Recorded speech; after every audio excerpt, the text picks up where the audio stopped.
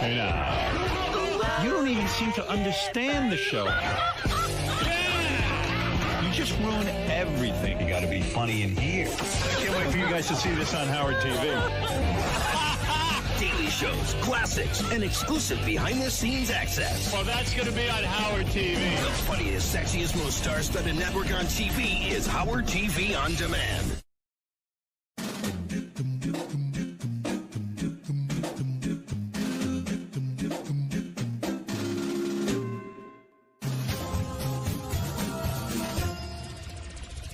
Hey Stern fans, welcome to Fine Time, a show where you, the fans, get the opportunity to ask questions and interact with your favorite Stern Show staffers, whackpackers, and celebrity superfans. I'm your host, Rachel Fine. Now, my guest today is a best-selling author, a pioneer in the world of radio. She's got one of the most recognizable and contagious laughs of all time.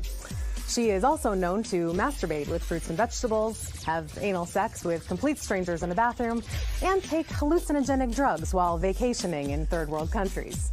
She is the inspiration for nearly every song parody that comes in on the show, and she's one of the few people I know who can challenge me in the boobs department. She is the queen of all media, Robin Quivers. That was one stranger. Singular on the strangers. Fair enough. That's you've earned quite the intro. That's, oh boy. Well, we had a lot of people writing questions for you, so I'm just gonna jump into it. All right. First one comes in from Robin S. Robin asks, I'm curious to know where you envisioned your life taking you when you were back in high school. If you'd never begun working with Howard, what would you have wanted to do with your life career-wise? And how did you get hooked up with Howard? Wow. That's a mouthful. I had no vision. Really? I was just hoping to stay alive. Yeah, I just wanted to get out of high school and go to college. I never had any idea of what I wanted to be when I grew up. I mean, I'd watch TV and as a kid, I thought I wanted to be a doctor or something like that. And that's sort of how I wound up in nursing. But it took me years to figure out who I was and what I wanted to do. So I was 28 before I even got into broadcasting. So it wasn't like I had this idea. What would I be doing if I wasn't working with Howard? I'd still be in broadcasting because I had decided that's what I wanted to do. It just so happened that 8 months after I got into broadcasting, I was hired by the same station that Howard went to work for in Washington, and that's how we met. Next question comes in from David S., also on Facebook. Who's your favorite whackpacker, living or dead, and why? Wow. I guess my favorite all-time whackpacker was Hank the Angry Drunken Dwarf. Yes. Yeah. Hi, this is Hank, the Angry Drunken Dwarf. I just enjoyed him. You know, I just thought he had so many talents, but was so miserable. And, you know, I just remember appearances where, you know, he'd be falling down drunk, almost asleep, but he'd be in a music trivia game or contest with someone, and he'd wake up and have the right answer. Hank, the Thin White Duke. David Bowie. David Bowie, that's right. Wow. And Gary. David Bowie. It was incredible. That's amazing. Next question comes in from Mickey M., also on Facebook. Robin, who is your dream guest? A guest that you are dying to interview who has never been on the show?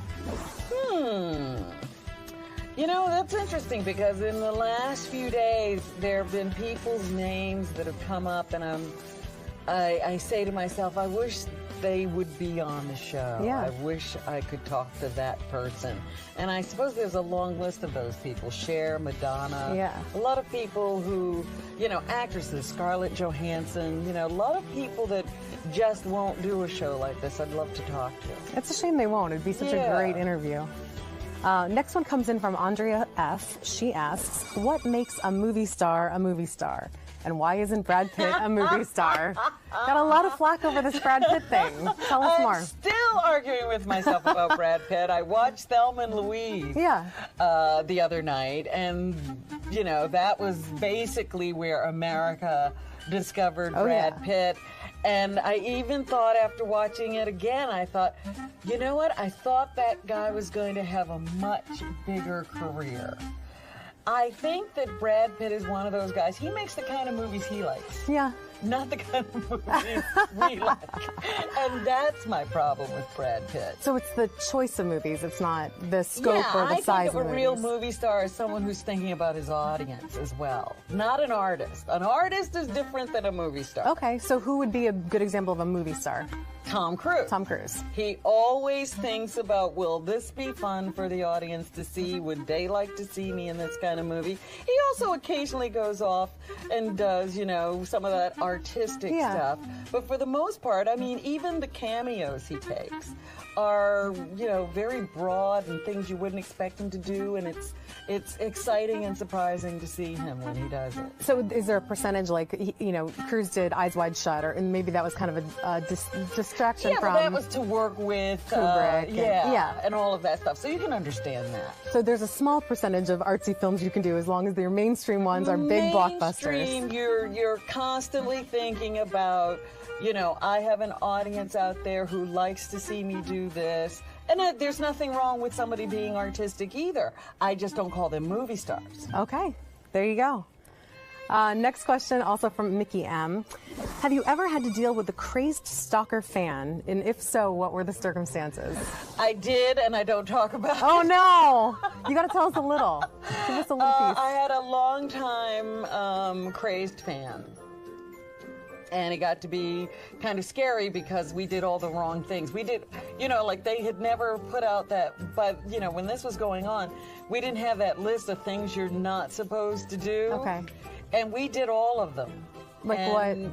You know, having contact, you know, all the kinds of things that if you read a list of what not to do, if somebody is stalking you, just realize we did them all. And then it became, you know, a situation where we had to do something legally to make it stop. Did you feel in imminent danger? Like, was it that I kind of felt scary? that other people might be in danger. I felt that that person was in danger. That's terrifying. Brandon S. asks, Robin, do you ever regret having told any of the stories about your personal life over the course of the show's history, such as sexual experiences or coffee enemas? I definitely regret the meats and vegetables. Understandably. I still get angry because that was the one, you know, we started that contest before we left terrestrial radio. And Howard said, yeah, we're going to each reveal something that's really embarrassing. And he revealed that he had had a nose job. I'm like, give me a break. Everybody else went to the bank and you revealed you did something to make yourself look better. How embarrassing. That's so embarrassing. Yeah. Next question's from Wilma G. She asks, Robin, how annoyed are you with Benji's bull? I'm not so annoyed at Benji in general, but when you start to ask Benji questions and you realize he's weaving this web to try to keep you talking about him, that's when I get annoyed. Understandably. And I always want to say, let's end the conversation and go on to something else. Do you buy any of the stuff he's doing right now with the wig and the nail polish and the makeup? I mean, do you think any of that is legitimately trying to look better, or is it just shtick? I don't think that Benji could have thought of this on his own. Okay, so there's a team of masterminds. Or you think she's a mastermind? Yeah, I don't think he would ever put on eyeliner. You know, I mean, we've known him for how many years, and that never happened. He might dress up as something. Right. And do you think she's masterminding it to get the on-air attention, or because she really thinks that looks better? I'm beginning to lean toward on-air attention. That's what I'm thinking. Yeah, because at first it just seemed like this was their personal thing, but when he came in the other day and stood up and he had hair and a black beard and eye makeup and black fingernails, I said, that's it. Yeah. This is where you're supposed to say I'm more handsome. Next question is from Twitter. At River Road Flip asks, Robin, are you planning on going on any more spiritual trips and becoming absurdly high? I don't know about becoming absurdly high. Now, you will receive with these rocks, special rocks, the energy, new energy.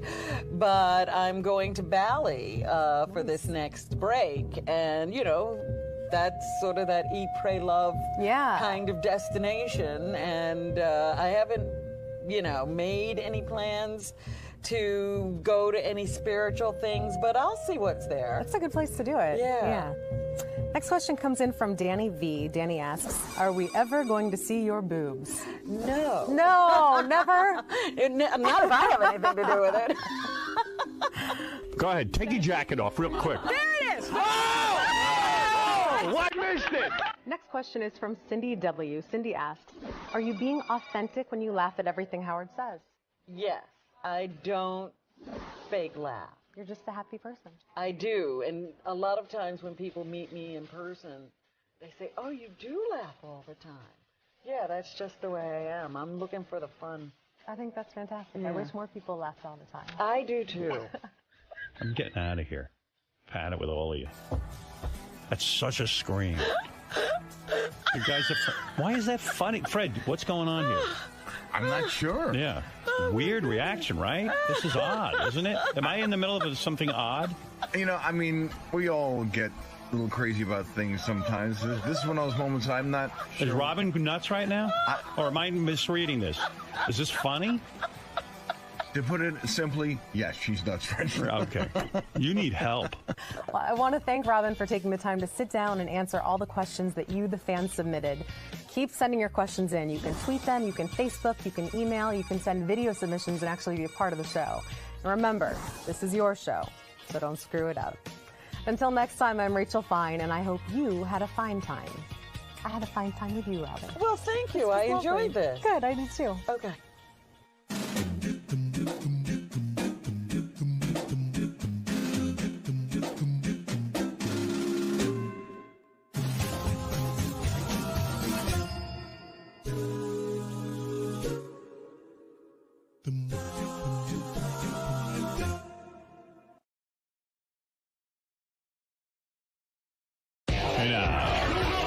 You don't even seem to understand the show.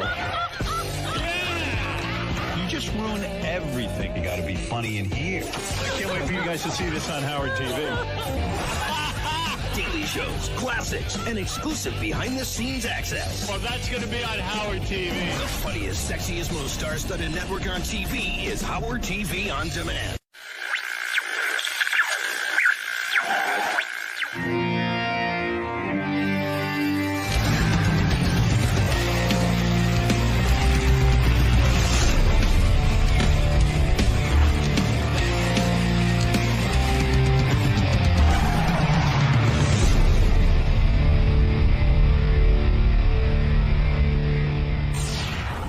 Hey, what's up, Dave? How you doing, man? Good morning, man. So you're expecting another impersonator today, or you got it? I mean, you nailed it last time. I'm pretty sure that it's going to be The real Howard. deal? Yeah. Yeah. Watch your back there, bro. Thanks, man. So what's new with you, man? Oh, man. Well, as you know, it's ungodly time of the morning here, but just chilling in New York City, favorite city in the world, having a blast. That's Cool. what's new. Going on tour with Jane's Addiction, February. Here to talk about... I'm here to promote a TV show, but you know how this goes. He'll talk about it for 2 seconds and we'll move on. You'll deviate from the I'm subject. counting at on hand. that. Yeah, I'm counting on that. You're an old pro at this place, you know. You're good here. Yeah, I love it here. I mean, I really love it here, and it's. I think what's different about it is that a lot of outlets and a lot of interviewers just like ask you a bunch of shit that they don't really care about, and at least he asks you stuff that he's interested in. You know what I mean? Right, he's not working off a checklist or anything. Like Yeah, and he could really care less as to like what the liner notes are. So that's kind of a cool thing. And I dig that, you know, it's more spontaneous. And we can veer off in any direction, whereas most interviewers feel real constricted to their agenda, which is never really fun for anybody. Definitely not. All right, man. Well, Cool. We'll see you in the studio. Thanks, man. Dave Navarro is here. Dave, of course, has been in many legendary rock bands. I'm trying to think what rock bands he's been in. Jane's Addiction and Red Hot Chili Peppers. Who else am I missing? Porno for Pyros or something? No, you weren't in them. Jane's, Chili Peppers. It's good enough. Jane's, still in Jane's, yeah. Right, you're still in Jane's Addiction. Yeah, plenty of bands. What's going on with Jane's Addiction? We're going on tour in February. Boy, what a band. Thank you. I love your lead singer. I love the whole thing. The whole thing that we do. Yeah. Do you play to big audiences? Yeah, it depends. I mean, we'll do arenas. This next tour we're going on is like theaters, right? Smaller, intimate venues, like 2,000 people. Do you like that better, or is it a bummer in the sense that you can make more dough if you just go out and do something big? It's not a dough issue. It's weird. It's like the bigger the venue, the more lost in the performance you can get. Which is good. Yeah, which is great. And then when it's small, it's really nice to be able to see your audience, but that's also distracting. A little distracting. And also in the smaller venues, like this whole new thing that's happened in concert going for over the past maybe 10 years is that you're just looking at people looking at their phones the whole night. Right in front of you. It's weird. They're not looking at you. Like they travel, they park, buy a ticket, wait in line, go into the whole crowd thing to watch the live performance on a screen that big. What are they doing? They're recording you? They're either recording or taking pictures, which is cool. I get that. But does that make you more self-conscious, like where you might actually go berserk and go crazy on stage? You go, shit, everyone's filming me. I miss the connection of seeing people, seeing their faces, seeing the eyes, I always wondered if you really look at the audience when you're performing. You can, yeah, I do. You do? Yeah, for sure. Some guys don't. And that will, hi, Robin. That will dictate, what kind of energy we put on. But it's smaller theater tours are going to be cool. It's a weird thing. I actually saw Elton John fairly recently. It was at a friend's living room. He played a full show. It's crazy. Yeah. He comes to my place all the time and does the same thing. He goes right to your living room. Yeah. No, I'm telling you, this guy I know has a lot of dough. Yeah. And he just hired him for his birthday party. That's awesome. For like $1 million or something awesome. Crazy. And I'm sitting there in his living room watching Elton John do a 2-hour, like an hour-and-a-half show. That's fantastic. All his hits. It was great. And at one point, even I pulled out my phone because I wanted to show my kids. So of course. I started to tape, but 2 seconds. That's it. Then I want to watch him. I want to watch the guy. I'm seeing him live. Who the hell knows how long who knows if I'll ever get another chance. It's true, but it's a weird thing. And it's also in the setting that you're talking about. It's totally different. But I'm talking about like the entire audience. It's like, remember they used to hold up lighters when we'd go see bands? Now it's just like I see the glow of the screen. Wow. And it's kind of cool looking for it's robotic. A moment. Yeah, it's a little futuristic, but it's a little off-putting. How's Perry doing? He's fantastic. Perry Farrell is the peripheral, lead singer. Well, I think he's one of the most talented lead singers in the rock business. Yeah, I do too. And yet, I don't think he ever became a household name. He kind of just missed, right? I don't know. I don't know that he should have become a household name because he's a little. I think of Perry as being fringe, and being a little bit more dangerous. Is it cooler to be fringe? I think so, but not for your bank account. We honestly never got into this for that reason. So I know, but sometimes I watch that reality show. Like Perry's living in a very suburban neighborhood. Yeah. He's which is fine. Yeah. But you expect him to have the big rock star mansion. Oh, he has that now. Oh, he does? Oh, yeah. How did he get that? Lollapalooza. I mean, he's like, he founded that festival. And that's a ton of dough. I would imagine. Like, I'm not here to disclose my bandmates, financial earnings, but it was reported that your net worth. Now, this is some website I got this off of. Then it must be accurate. And I thought this was actually a little high. Okay. Because, I mean, listen, you're a successful musician. How are you counting his money? Well, what the hell? $37 million That's correct. Yeah. It is correct. It's right on the money. Is it on the money? No. That's high, right? No. They had you at $37 million. I mean, I appreciate that. Right. I don't want to dispel that, but that's nowhere in the realm of possibility. But you're a millionaire. You don't have to work. Am I correct, or you do? Yeah, I don't have to. You don't have I don't have to. How did you lose all that money? The 36 million. How do you? Is it hard for you being a great musician, but you're not the lead singer? Is it hard to be the guy standing on the side? Actually, I put out a record, and I was here. I remember when you sang, and I didn't enjoy it. You don't like it? No, I mean, I enjoyed the recording process and writing songs and singing them. I'd probably do that again, but I like playing guitar. I like having a great, strong frontman next to me leading the way, and I like getting lost in my instrument. Who was your hero growing up, guitar-wise? Jimmy Page, David Gilmour, Jimi Hendrix. I mean, David Gilmour. David Gilmour. Pink Yeah, right. Yeah. He's probably my favorite. I think guitar. Roger's coming by tomorrow. Is he really? Yeah. Really? Roger Waters. Yeah, I can't wait. Really? Wow. Yeah, I think he's going to come by and say hello to us. I guess I'll come to work. Yeah. Yeah, come to work tomorrow, Robin. You might not want to miss that. That's going to be hysterical. Well, I've met Roger a couple of times. He's quite a character. Yeah, he is. Yeah. He doesn't hold back. No, I just saw his last tour. He did The Wall, which was just the most amazing show. I want to see that. And he's doing it again. So you like any of these newfangled groups, or are you just like, are you kind of mired like me in older rock? It takes a lot for me to go see a band, just because I'm in that environment all the time. Yeah. There's a band called 𝘎𝙧𝙩𝙬𝙤 that's coming around right now. They're on tour. I'll go check them out. I'm going to go see Roger again, but it's really difficult to get me out of my home and into a venue. You're still fucking all the porn stars? You know, it's funny. You've said to me, like, hey, I don't understand why women think I'm, like, a bad guy. If you have an image, you know what I mean? Yeah. But, dude, you fuck tons of porn stars. You don't necessarily care that much about these women because you don't care if they go fuck other dudes. Let me just first of all, that's completely not true. Your last girlfriend was a porn star, right? That's right. That's right. and I do care about them. I mean, this is like, you're dark.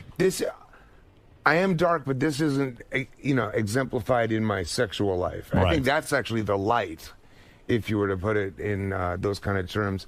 One of the reasons why, and I've taken a lot of heat for like the sex working environment, but if I think about it, it's like I'm busy all the time, I'm traveling all the time, and like arguably you meet some of these girls and you see them and you're like, this is the hottest girl I've ever seen in my life. Right. And she's professional sex worker? Right. Are you kidding me? What's to not like about that? I understand, but there should be a certain fear of... There should? Because these are very dark people. But I see that's on a human level that's not sexual and not superficial. I identify with that. But when you have sex with a porn star, you are getting involved in their life. And sometimes it's more aggravating. It could be aggravating, you know what I mean? And you don't know what you're in for. You get somebody really crazy in your life, they start making accusations. That has never happened. You've never had a bad experience? Never happened. So it's sort of a myth. Actually, to be perfectly frank, I've had more successful, turbulent times with just straight up regular girls. Carmen Electra. I'm not saying that. Look, she's a handful, Carmen. No, she's not. No, she's not. She's easy. She's easy. Yeah, she's easygoing, cool girl. Talked to her recently. You did? We're all good. Yeah. No kidding? Yeah, we're all good. Old friends. Old friends, like nothing ever happened. Isn't that something? Yeah. She wanted to have a baby with you. Good thing you didn't. I'm not feeling the baby thing. Not you don't want to all. be a dad? No. Let's say you fall madly in love. A woman says to you, which could happen. Like, right. I don't want to sit here and paint myself as like, this depraved, Well, you are. But I don't want to paint myself that way. Let's say, of course, no one does. Right. No, then you can't get any more girls. That may be true, however. But women do say to you that, hey, Dave Navarro, bad dude, he's a womanizer, he's this and that. Yeah, they do. Yeah. That's your reputation. And you don't understand it. I don't understand it. I don't understand, like, you watch a show like Californication. Right. And the guy on that show is like this lovable, misunderstood character. Right. And everybody loves him, but I'm like this bad, You know what it is? I think women see you. You're a handsome guy. You got a great job. You've got what's considered the primo job in America. You're a rock star, and they see you, and they'd like to see you be the better man and be more committed to a woman and not fuck so many women. But I've done that. Right, and it doesn't work for you. I don't like it. Why are you not feeling a baby thing? You think it's because of your fucked up childhood? And you don't want to put some kid through that? Would you be a shitty father? I don't think I'd be a shitty father. I know that. Put it this way, Howard. I'm like selfish with my time. Right. I like to do what I want to do. Right. I like to pick up and go. I like to tour. I like to have my alone space in my apartment. You know yourself well, we can make the argument that you're not a scumbag. He's that being you're a good being dad. authentic. You're being a good dad by not having. You're the best father in America. Right here. In a sense, because you know that you were selfish and that you want your time, and you're not going to have the time to give to a kid. God love you. I'm not. And that's also, it kind of parlays into my relationships. And I'm not saying like I wouldn't, if I did find someone and fell in love with them, I'm down to give that a try. Don't get me wrong. But, you know, in the same breath, you know, if You're set in your ways. I'm a little bit set in my ways, and I'm waiting for someone to smack me over the head. You are making a lot of sense. You really are. Yeah. I bet you agree with me on this. Let's see. Did you read about these soldiers who peed on what do you think of that? Man. Soldiers peed on on dead Taliban members. Can I say something? I don't know if you heard me earlier. I didn't, and maybe I should chime in before you tell me. Go ahead. Because then whatever you say, I'm more likely to agree with that. Right. Let's hear your opinion. Go ahead. Go ahead, Dave. Here's Dave Navarro, who knows something about war. I don't know anything about war. And He's a warrior. But that's the thing. I don't know anything about war. Right. So I think that if you take a still picture and put it up on the internet, it's shocking and appalling and horrific. Right. And it's something that turns the stomach and the inhumanity and so forth. Having said that, go ahead. I have no fucking idea what's going on over there. Yeah, that's right. And I don't presume to know. Right. So I'm going to tell you what's going on over there. Yeah, explain, please. Okay. Because he's been there. No, but I saw a movie about it. But Let me tell you what's going on. What is your thinking on that? Because you're a 19-year-old kid. They put you in a situation where, number one, we have the United States military. Their job, they're the ultimate defenders of this country. We've come out of a situation, this is all born out of, we were attacked. They blew up the World Trade Center. I know. A young, brave man goes over there. He's watching his buddies getting blown up. This is a reality. He's at war with an enemy that will drive a truck by, say hello, and blow off his legs and kill him. Now, all of a sudden, you're fighting a guy. He's shooting bullets at you. You're shooting back. A couple of your buddies die. You get done with an intense battle. Your life is actually still yours. You're alive. You came out of it without a scratch. You're fucking crazed. You're scared out of your mind, but you've defended this country. You take out your cock and you piss on the enemy. You know what? So what? That's war. World War II fighting Germans. What do you think we did to them? In Vietnam, we cut off their ears. You got to get worked up. It's your life or their life. You killed the guy. What do you care about pissing on him? You put it that way. I'm surprised they only urinated on him. Exactly. You know what I'm saying? That's right. And right, Robin? I hear what you're saying. Thank you. You know what? I still think that we have to always strive to be better. My friend, I don't mean to bring up a negative subject, but you've talked about it. Yeah. Your mother was murdered. That's right. Would you piss on the guy who murdered your mother? More than likely. Okay. Yeah. Now you understand. Now you understand. What is the difference? Well, like, what I'm saying... Let's all pee now. Whip out your cock. Who are we going to do it on? I'm Benji. It's an interesting topic, and I hadn't thought about it. I didn't hear what you said about it earlier, but...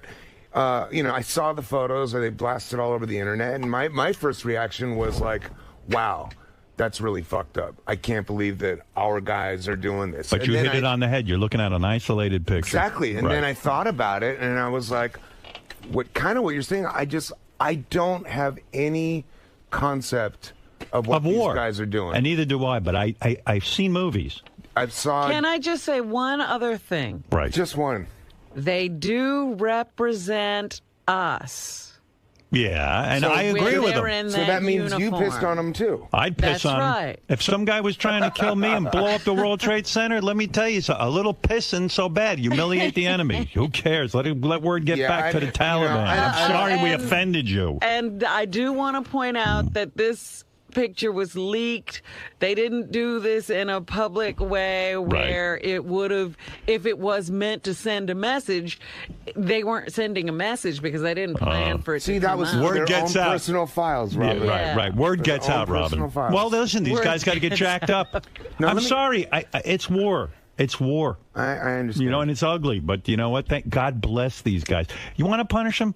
Give them 50 sit-ups. at 100 push-ups, like in the fucking army movies. There you go. You know what I mean? Don't put these guys in jail. I mean, they're young guys. I'm not even discussing the punishment. If I was over there with those guys, I'd let a bull fuck their corpse. What do you think of that? Come on, Dave. Let's go right now. You and me, I'm Les. sitting here trying to figure out what kind of man you are. I told you what kind of man I am. I'm nuts. By listening to this opinion. The military won't let me join. They think I'm too violent. You're crazy. You got to be a violent warrior. Come on. But I do, again, wonder what that does to you and what you come back to life. It makes me feel good. I don't know that you come back to life as anything. That's the other thing. You don't. Anything? I don't think you do. Dave knows. I don't think you do. Dave's very spiritual. What do you mean by that? Dave says you die and you don't go anywhere. Yeah, I don't. No. I'm not talking about come back to life in another planet. I'm talking about coming back to your home, your family. Well, I mean, these guys don't come home. These guys are these guys are warriors. Arguably going to have to go through some serious, you know. When you come home, you don't piss on anybody. That's all. Well, it's hard to stop once you start. How would you feel if you were Miss Perlmutter, whose husband's head was chopped off, and all that family had to go through? I mean, you're only painting one side of the picture. You don't know what any soldier is feeling out in the field like that. Yeah, Robin. What they have to go through. Marion, I do understand. I do know. And I still say that we have to be better than the mongrels that we're fighting. Every time we're better. Don't call them mongrels, Robin. That's you terrible. don't pee on They're great nice people. They just want to kill us. No, you don't pee on great people. Right. Every time we get better, we get knocked in. Oh, you're giving me a headache. Marion from Brooklyn. She's got such a... All right, let me talk... Shift gears here. Go ahead, shift gears. Yeah. So let's talk about something we know about. You're doing this big show now. America's Got Talent. America have spoken. Now, how do you feel about it? I mean, are you excited? How do I feel about it? I did it because I'm excited. I wanted to try something. You started doing it. You're a good guy to talk about this with. Because I used to watch you every week. Yeah. You were a judge on Rockstar Supernova. That's right. And you had to sit there and criticize other musicians. Yeah. Which is probably not easy for you because you're a musician. Awful. But if I was on a show where I had to criticize disc jockeys, I'd have no problem. I would tell them because I would try to help them. Yeah. Well, no, the idea was to try and help these guys. No doubt about that. I'm just like, are you ready for like what you're stepping into? Like, what do you mean? Like your life's going to change, man. It's going to change. In what way would it change? For me, it was negative experience for you. It was good and bad. I mean, there was some good things to it. Was the bad that because you're a rock star, you have a certain credibility, and people would probably say to you, "Hey, man, there was a little sold of that. out." There was a little of that, and I'm sure that you're going to have some fans that I get some of that. Yeah, they're not going to dig the fact that they have you in the medium that they want you, right? You know, and then now you're piss on them. Now you've represented for so many years like this alternative way of thinking and honesty and freedom or whatever you guys stand for here, humor, comedy, and then now the housewife across America also now has access. Oh, America's Got Talent just sent me a videotape. Housewives hate me. They sent me a tape like these women go, "Pat Howard says filthy." I mean, and you know what's going to happen? The ratings are going to go through the roof. I don't know whether the ratings. I'll tell you the truth, Dave. I do know they're going to go through the roof because people can't wait to tune in and hate you. I don't. I put very little thought into this. I'll tell you what my thought was. I know you. I can tell you did. No, let me tell you, because I sense that you're thinking, gee, maybe I should have thought through. I'm about here to talk about another show. I'm doing the same thing. So so let me tell you how I looked at it. Yeah. I'm a fan of America's Got Talent. My agent called me up, and I trust him. He said to me, "Listen, I tell you about everything that comes in, but this show, America's Got Talent, called." I went, "Oh, I watched that show. I love it. I love that kind of television." Yeah. They want you to be a judge. I go, "I'm intrigued." He goes, "Really?" I turned it down. I didn't think it would be something you'd be interested in. I said, I would at least listen to them because I loved it. I'm sitting at home judging it. Why shouldn't I go on there and judge it? I didn't think about well, someone will say I'm selling out or my image. Well, that's true. I worried about my time. You know, I wanted to figure out how much time it took. It turns out they lied to me. And it you takes were more genuinely time. interested. I was genuinely interested in doing it. That's a good point. And, right. And my feeling about that is the sellout move is to not do it because you're worried of what people are going to think. Right. That's how I felt. The sellout move. That's sellout. Because it's like, look, my career, I didn't sit there and calculate every little thing. Exactly. If I did, I wouldn't have gotten anywhere. That's right. I did what my gut told me, and I thought this would be fun for me. What do you think of the Steven Tyler American Idol Association? I've never seen an episode of it. But, I mean, you know that that's what he's known for now. Yeah, but he's arguably mainstream. He's pretty mainstream. Yeah. Dude. It didn't take away my love of Aerosmith. I'll tell you that. No. I do love the band. I didn't see it. I know Steven, and he's, his talent is tried and true, as is yours, and it's it goes without question. I don't know, man. And then the other side of the coin for me was like, your public life is already, you're already on blast 24/7. Now you're going to deal with people coming up to you at the airport screaming about why you let the guy who's beating the spoons go home. I got to tell you. You know what I mean? And like people who disagree with your opinion. I smile because all of a sudden I went, geez, what the hell did I get myself into? I'm telling you, dude. In a way, I am nervous about it from that aspect. Yeah, in other words, like maybe it was stupid. You know what I mean? I don't know. People are tap dancing for you in the street. Listen, I committed to the thing for a year. Wow. It's 1 year. Yeah, that's not bad. One season. No. I'm going to do it. I'm going to try and have a good attitude, but they better not go till fucking 1 in the morning with these tapings, because I'll walk. They think that Piers Morgan was a diva. You wait till you see me at 1 in the morning. That's the other thing. I'll kill myself. It's an all-day affair. All right. I said to them, I'll start at 11. I said to them, can you start at 5 in the morning? And they were like, sure. Yeah, no problem. Whatever he wants. But, okay. I'm committed to trying it and seeing how it goes. Yeah.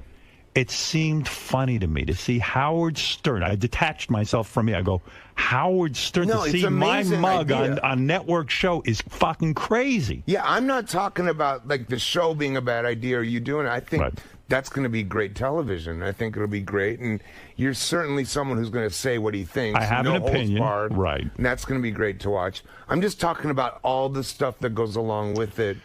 You might be right. If you're into that. You might be right. I don't know. I've never experienced that before. I mean, I've certainly experienced a lot in my career, but being on a network television show, I don't know what's going to happen. I'm going to go there with a good attitude.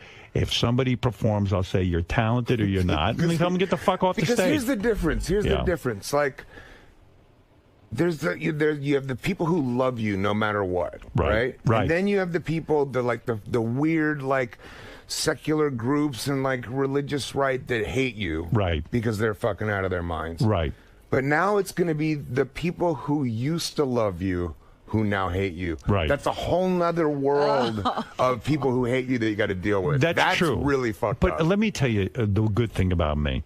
I'm at the point in my life. I just had a birthday. Yeah, I know. Happy birthday. I'm a fucking old fart. I'm fucking 58. You understand what that means? I hear what you're saying. I'm 44. It's over. It's over. It's over. And it's like, you know what? Now's the time to do whatever I want. Yeah. No, and you know what? I'm going to try it. I think and there is going to be shit. So already I was in some tabloids and all kinds of crap. I mean, what am I going to tell you? Oh, yeah. I mean, now you're going to be... it's People Magazine and Us and In Touch and all this stuff, like that you kind of stay clear of for the most part. When you did the show, now they didn't dress you, did they? No, you just have wardrobe. You pick out what you want or wear your own thing. Yeah, I'm going today. I'm going to shop for my own clothes. Good. And I got a game plan with this. Yeah. I'm not like you. I don't have the rock and roll clothes, but I think about what I should look like on TV. Yeah. My game plan, I got to go over to a store today. First of all, I've put on 10 pounds. You know what? I really think you should adopt Dave's look. That would be Dave, scary why don't you dress on now? America's Got Talent. You're going to head over to H&M today and take a look. No, I'm going over to a guy, and my game plan is I just want to put on a suit. Listen to this. This way I don't have to think about anything. I like where you're going with this. I'll put on a shirt, a little jewelry, the whole thing. You know? Yeah. I mean, you're a guy. I see you put time into your outfits. Yeah. I see what's going on. Accessorize a little bit. It's a little girly, but why not? I'm like you. I care. It draws the women in. That's right. That's the whole idea. I love this thing. Yeah. Right. You know how to do it. I know what I'm doing. So I'm going to go in there because I don't want to put extra energy into shopping and worrying about that kind of shit. Yeah. I can't stand it. I'm not that kind of guy. No. So, all right, I'm trying to make it as palatable as possible. They're going to fly me in a private jet to these shows. Yeah. That ain't bad. It's not bad at all. I can be by my iPad and relax when I go there. They put me up in a nice hotel. I re-picked out the hotels I'm going to. Yeah, but you'll only be there for 5 hours. Okay, granted. But all right, I'm going to try and make it pleasant. Then they're going to fly me back. And then they move. Are you trying to talk me into thinking this is a good idea? Yes, because I could see you're really against this. No, I think it's going to be great. I'm going to watch. I've never seen, put it this way. Right. They made a smart move here because I've never seen the show. I will watch the show. Now you'll watch it. Yeah. You'll give it a shot. Because But listen. I don't even know what they do on that show. Is it like It's like vaudeville. They'll do anyone on it. Yeah, just all of those sideshow kind of acts. How is that different from X Factor? It's the same thing? X Factor's just singers. I gotcha. This is they allow freaks in there too. Love it. You know, but that's fun. I like that's more me. So it's like Gong Show, but a little bit higher end. Yeah, higher end, yeah. Gotcha. And they're really looking for. My goal is to go there and find real talent and see. But you know, from being in the music business, real talent is earned and developed. How many years did you spend in shitty clubs before you had any kind of fame? Yeah, we started in 1986 in like how old little were you then? vans. I don't know, like 17, 18. Okay, 17. Yeah. And how long were you sitting in your room practicing and pulling your pud? Since I was, the pud started. All right, how long were you practicing for? Okay, well, practice, that's a different story. I'd say from like 8 years old on. Right. Wow. In other words, to become a master musician, a professional, you're a professional musician. You started at 8. You probably put in how many? You probably put in your 10,000 hours of practice. Oh, easily. Yeah, easily. And then you go to clubs and you fail. Well, I don't know. I wouldn't say that. Yeah, but you don't. You're not a success right away. For sure, absolutely. And you learn how to entertain crowds, and you learn how to write a song, and you. I mean, that's you. You know, people who go on these shows think instant success is going to happen. It's very rare. I know. It's very rare. It's true. It is true, and that has a lot to do with where the culture and society is now, and like a lot of people just believe that being famous is going to solve everything for them, and it doesn't. And then when it doesn't, then they're really screwed. I would have thought marrying Carmen Electra solves everything for you, but it doesn't. You would think that? No. At the end of the day, it's I can't imagine fucking her though. It must be just phenomenal. How many guys get to fuck Carmen Electra? Don't answer that. We know of at least 2, 3. All right, let me rephrase it. Get my abacus out. What? Whoa. Abacus. Whoa. Easy. It's an Asian slander. Yeah, no, but I'm saying she's a spectacular beauty. The clothes come off, and oh my God, Maron. What must go on there? You know what? I to be honest with you, that's so far from my thinking. Like that was just a bullshit. She's really so is. many girls Come ago on, man. now. Yeah, she's.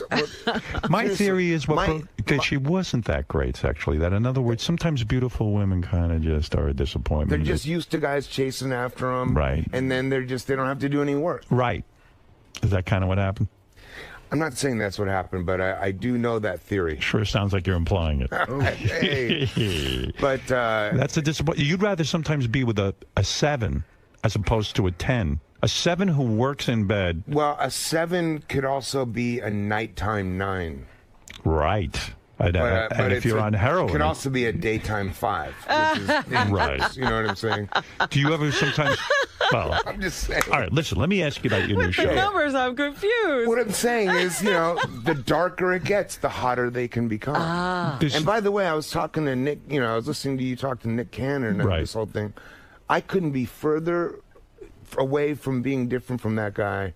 Right. If if there was a yin and yang symbol we would be polar opposites. How does that work? In other words, I'm the white one, he's the black one. Yeah, but he's got the kid. He's got the 2 kids. That ain't you. He's into like the romance and the love and wants to get married, that whole thing. Right. And he's shying away from He gave up all that. Right. Yeah. For me, I'm going to get crucified for saying this, but I would have taken Kim Kardashian over Mariah Carey any day. You would have. Oh yeah. Because you think she's dirtier. Yeah. And also probably. because that's got to be why. Because she probably also needs a little more than Mariah Carey, right? I don't know if needy sounds attractive. Did you ever fuck Kim Kardashian? No, that's the other thing. You would love it. I would, wouldn't I? Why don't you work she's still that? single. Call her. Yeah. Pick up the phone. You could get it's her. not worth it. You could get her. Nah. I was trying to get into that with Nick, but because he's on terrestrial radio... Well, that was the interesting thing. You waited until it was on his show...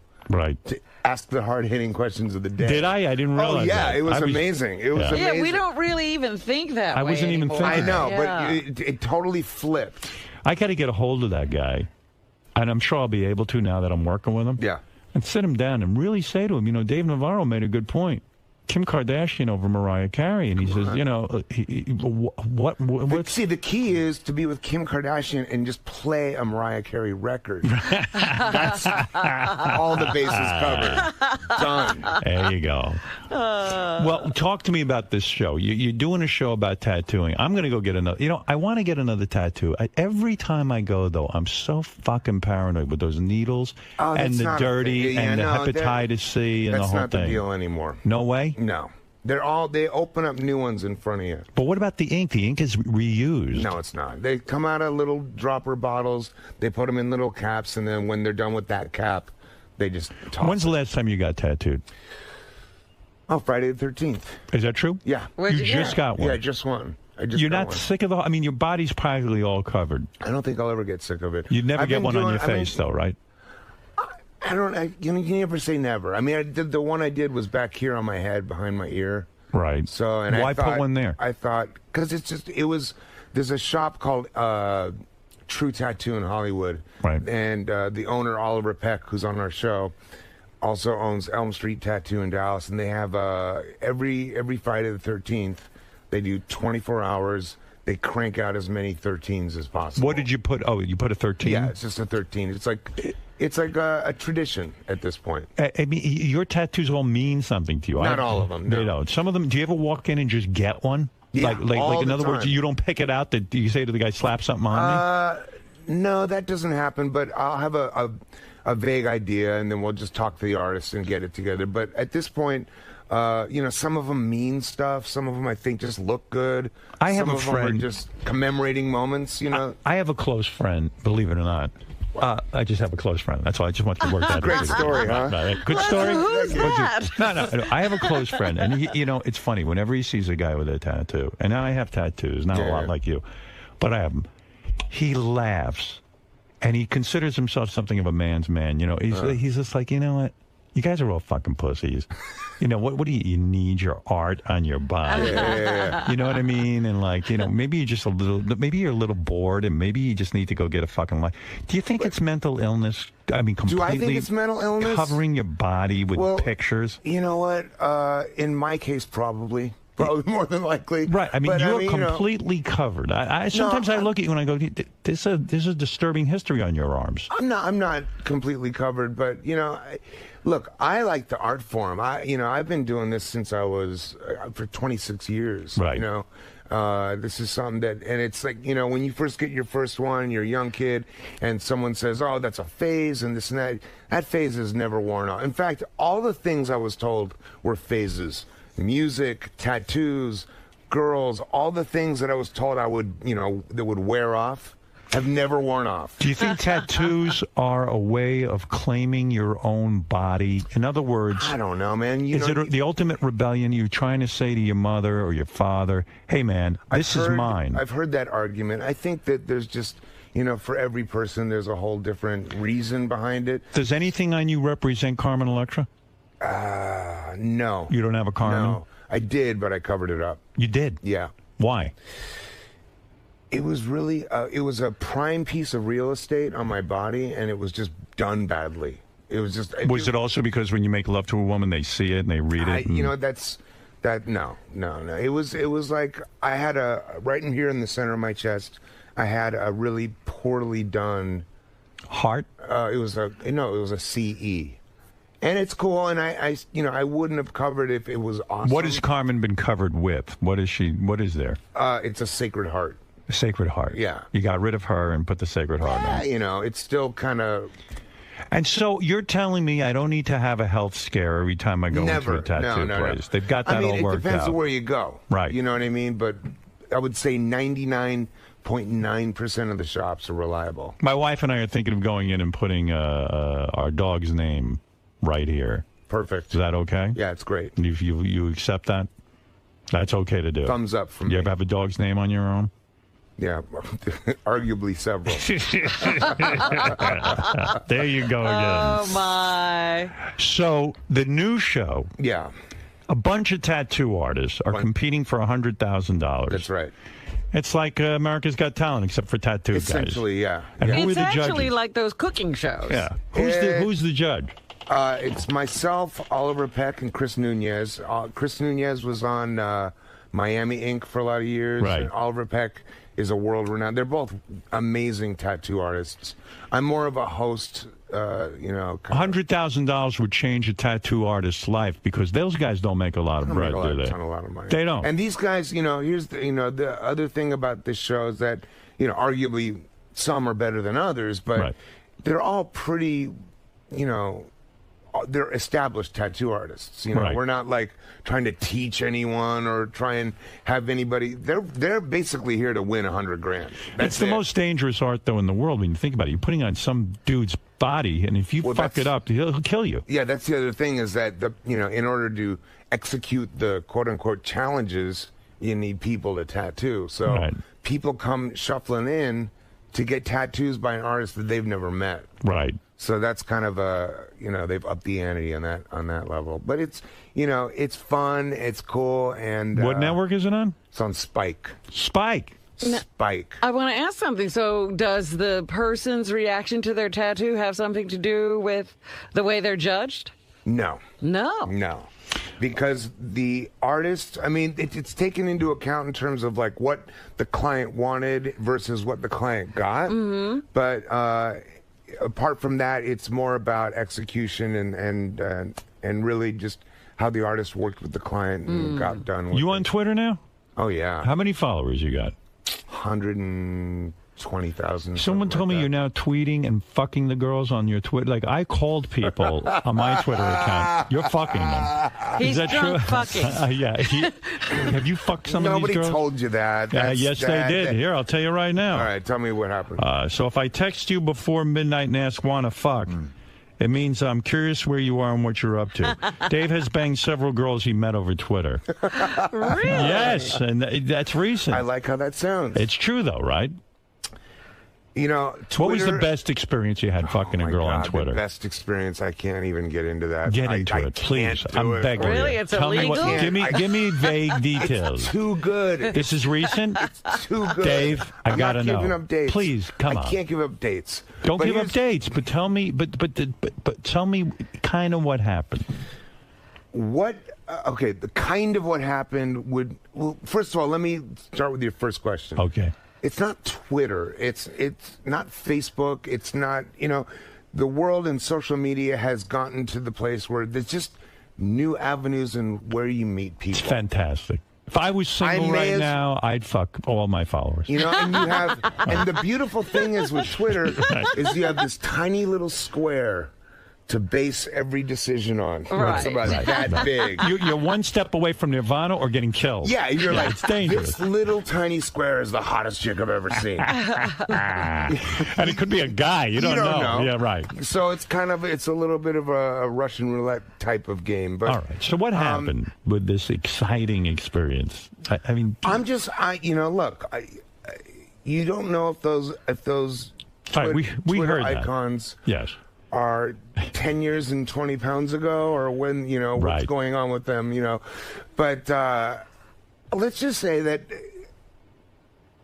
God, how can I do this without putting anybody on blast? Because that's my thing. I don't like no, to that's cool. blow up anybody's trip. Think it through. I'm thinking it through. But you got to let me know what happened. Because this sounds too good. And for you to say it's good, you've had a lot of good experiences. I really have, haven't I? Right, yeah. There are moments where I'm like, no wonder people hate me. Right. You know, I hate you right now. I really do. I used to like you up until this story, but go ahead. I would hate me. I mean, So Dave, what happened? You're on Twitter, you're tweeting with somebody, and a girl sends you an attractive picture. Is that it? Is that how it starts? No. I don't. No. Let me just say that the best experience was essentially, and I'm not saying when this happened or who with, but hey, what are you doing? Nothing. Want to come over? Sure. She came over to you. 15 minutes over. Showed up at the door. Hour later, out. Wow. That's what's great about it. That sounds great to me. That's like ordering a pizza. What sounds bad about that? Wait a second. Wait, she's like, that's what's great. Now, were you nervous giving out What do you think I'm going to give details? And then we pulled out the stirrups and got in there. But Dave, what was great about it was the anonymous, instantaneous. She came up. You barely. How many tweets did this take? Like 5? 4. Okay. 5. Yeah. Is there a thought process where you say to yourself, "Oh, I'm giving her my home address. This could be a problem." Okay, but you said, "Fuck it." I just leave that to the security downstairs. Is there security? Yeah, absolutely. What do you mean? You live in an apartment? I live in a loft. Okay, you live in a loft. So they have security. Yeah. You have security in the building. Yeah. And so you say, do you call down? I've met them. I don't think anybody can get Do you past call down them. and say, listen, I've just tweeted an absolute stranger. That's exactly what I do. Would you phone up to me and tell me if she's hot? Well, he's following me, so he already knows the deal. He does. So have they turned down girls for you? Like they look them over and go, listen, we don't want anything to do with this. Call me up. Like, what exactly are they screening for? What did you tell the guy at the desk? Mr. Navarro, Jane Span 257 has showed up, and you may not want to bring her up. What, in other words, there was nothing to go on except a little square picture. Yeah. And it looked pretty good. This was a while ago. I mean, come on, let's be honest. Last week. Go ahead. So you call down to the desk. What do you call down and say to the desk? I say I have a guest coming by. I've never met her. Send her. I don't tell them that. Oh, okay. Go. But you're asking them to screen. The security guard doesn't need to know how well I know. But how are they then screening this person? I mean, you say you have a guest coming. Well, what they do, and I just to show that I'm not a complete lunatic, only partially, is that they take driver's license information. ID, all that stuff. So if there is an incident of any kind, they at least know who killed you. We got it right there. Right. Oh, my goodness. Because lunatics. Hey now, everybody. Good morning. What's happening? Oh, Jesus. That thing's loud. I was rocking out. I got to write this down. I got to watch this TV show that's coming on the air. Celebrities. The fat celebrities? Celebrity Fit Club, it's called. Yeah, I just saw the promo for that last night, and I said, boy, there's another one I've got to put on my TiVo. Every once in a while, something catches my attention. That's the one with Joey G. That's the one on VH1 that has fat celebrities, although... Yeah, Artie's right. Joey G is on there. Yeah, but the celebrities are kind of... You hardly know them. Yeah, it's the Biggest Loser with famous people. Right. But it's like Mia Tyler, who's Liv Tyler's sister. I thought isn't she like a fat model? Yeah, she weighs 220, something like that. She weighed in at 220. She ate herself out of the big modeling. Yeah, she's a big girl. She's a big girl, big model. There's something after big model? They let you go to fat model? Enormously disgusting model. Obese model. Because there's a lot of work for them. Let's see, it's Daniel Baldwin. What's he clocking in at? I don't know. Is he that fat? Maybe he had blown up. Maybe he got heavy. After the drugs, I think. Kim Coles, whoever that is. She's a black chick that's been in a bunch of sitcoms. Living Single. Yeah. Right, and she used to be really thin. Yeah, she was sort of hot. Yeah, well, so was Kirstie Alley. But she was never as big as Kirstie. Ralphie May, that's the guy, the comedian. We've had him on. Right. Yeah.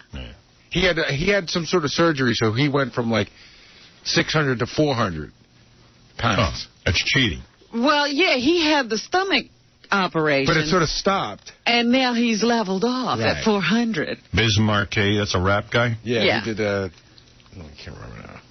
You got what I need. Wendy Kaufman, the Snapple lady. Oh, okay. We remember her. Mia Tyler and Judge Maybelline. What does it say, Mayblow? He wasn't sure how to pronounce it. She was a judge on divorce court. Right, I saw her in there, but I don't know her real name. Sounds pretty cool. Judge on divorce court. That sounds pretty good. I got to check that out. I'll give him a free plug. Yeah, I saw it while I was watching the remaking of Vince Neil last night. And, man, plastic surgery is nasty to watch. Yeah. How's he look? I hear he looks bizarre. He doesn't look, they didn't do too much. I think it's the dark hair that's getting everybody. They darkened his hair and cut it a little shorter. Yeah, because you want to look good for that Motley Crue reunion. There's a lot of excitement there. I know, I can't wait to see that. But you know what? Watching somebody scrape fat out of somebody's cheeks is one of the nastiest things you can see. I'll never look at him the same again. Yeah, but it's Vince Neil's fat. That's important fat. They get that graphic with it? Yeah, and in fact, they show you more on the website. Like, if you didn't get grossed out watching the show, they've got more graphic details on the website. Have to check that out. Yeah, Artie, you got to get on one of these fat shows. Yeah, no. You're not even that fat anymore. I gotta do something. Like, you could do the remaking of Artie, because they took 12 weeks to make an hour show. Yeah, I mean, I'm definitely not in shape, and I'm not in the Joey G thing. No, you lost a lot of weight. You can't be on one of these shows. Another show you lost out on. Yeah, I know, damn it. That's it. It's either bad acting or I'm not fat anymore. Maybe we could make Artie into that picture he sometimes breaks in to show us that he was once in shape. No. The high school picture? That ship has sailed away. Yeah, so I'm going to check that out. That's on Sunday night on VH1, Celebrity Fit Club. And they're also, I think they're almost ready to debut the Flavor Flav Brigitte Nielsen show. Yeah, I think I have a copy of that. Mark sent it to me, yeah. Do you have any interest in Fat Actress? Do you think that'll be good? No, I don't think, because that's a sitcom. That's not... Oh, it is? See, I wasn't sure what it was. I thought maybe it was really her. They are ready to premiere that show, because I just got pitched Bridget and Flavor Flav to come back yesterday. Yeah, I'll have them on. Apparently, they just... The whole show is that they gave Flavor Flav a ticket to Italy, and he goes over to Italy and hangs with her and her fiancé. So... They say it's a funny show. Well, that's Mark saying it. Actually, it wasn't Mark saying it. Who was saying it? The people from VH1. It was Mark's wife. Well, they're airing it. I know. Gary, if somebody from VH1 tells you it's a funny show, that's hardly a review. They were saying it's really funny. Who's they? The people running it. God almighty. I read that's just a dumb comment. It's stupid. I read something in the paper, too. I'm sorry for commenting that it might be funny. Hey, Bulls, they say the Howard Stern show's really funny. Who told you that? Robin Quivers. Boy, if Robin would have said that, this would have just flown right by. I would never have said that. She doesn't say dumb stuff. Robin says she heard all the time she read that some shows are funny. She read it. Yeah, I didn't read it from VH1. You didn't read it in the paper. You got hype from the VH1 people. I'm not a dick. It's a dumb comment. And more in a year. You're more than a dick in a year. Describe what you just said. You're more than a dick in a year. In a year, I could tell you even more than that. You can tell me more than what? Robin, that I'm a dick? He could say it in a different way. It's more graphic. All of them got that but you. I don't know. I think it took a while before it sunk in. Robin smiled right away. Artie helped you out with it. All right, man. I'm sorry. Maybe you'll be able to. You can talk yourself right out of being able to say it. I'm not tuned into the Baba Booey speak. Hey, President Bush is doing a great job. You know who told me that? I heard from Barbara Bush. Jeb. His wife told me. Laura. Laura. From Jor-El's sister, Laura L. What are you... They both. You know who told me? You know what? I heard it's a really funny show, Flavor Flav and Brigitte Nielsen. Oh, really? Who'd you hear from? VH1. But you know what? Even Cronin told me some stuff, but I know it's in talk, but there's some stuff I can't even talk about on the air, off the air, that leads me to know that it's a funny show. And really, I mean that. Okay, thanks. I just can't say it on the air. Hey, you know what? You know who's innocent? Robert Blake. Oh, yeah? How do you know that? His lawyer told me. Right, oh, okay. When I tell you what I have to say off the air, you'll say, oh, I get it. Okay, I'm sure. Hey, you know what's a funny show? No, tell me, Howard. What's a funny show? I heard that Flavor Flav and Brigitte Nielsen's a funny show. Oh, really? How'd you hear it? That? You must have heard it from Mark Cronin. That's ridiculous. Oh, no. I heard it. Some others. Some other people. Oh, yeah, like what people? People of VH1. Ed Cronin. Show's getting repetitive. Because I can't believe what I'm hearing. That was the most unbelievable statement of 2005. That's the most unbelievable statement. 2 minutes into the show, I can't believe what I'm hearing. You know what's a really good show? David Letterman. Oh, yeah, how do you know that? You watch it? No. Who told you that? Vinny Favale. See that joke coming.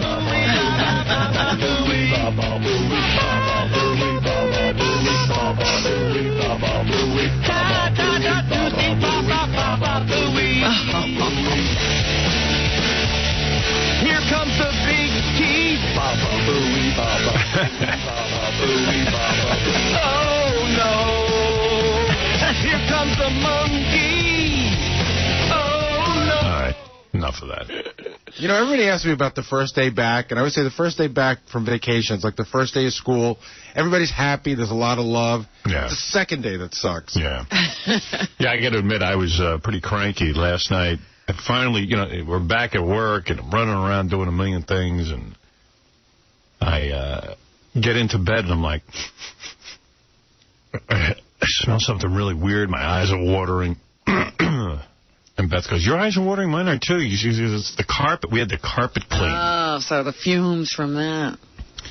Yeah, and I'm like, why even have to bother? The carpet was clean. Should it be that strong than what they use? I don't know. That's a little weird if you're We evacuated. We slept in another room. It must have killed everything in the carpet because it almost killed them. Yeah. But then it's weird. Like it's not a carpet like that. It's like, you know, one of those carpets you can pick up. And, you know, it's not like stapled into the floor. So why wouldn't you just get it out of the room? My bed is stapled in. Oh. Yeah, so I couldn't get it out. So it's like these, like tassels at the end of the carpet. And I'm looking at them, and Beth says to me, were they always bright psychedelic purple, those tassels? And I go, I don't think so, no. Were you guys tripping? It used to be brown. So I don't know, when they cleaned it, they turned the whole friggin' fringe purple. Purple. I wonder what they did.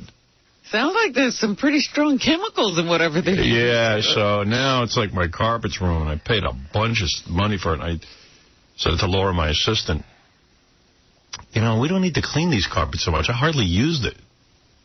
Yeah, what are you doing? Nothing. I'm hardly in the room. Is it like on a schedule, like cleaning? I think that's what's going on. Oh. Like, she said it was like, it hasn't been 5 years, but we vacuum it all the time. I mean, it's fine.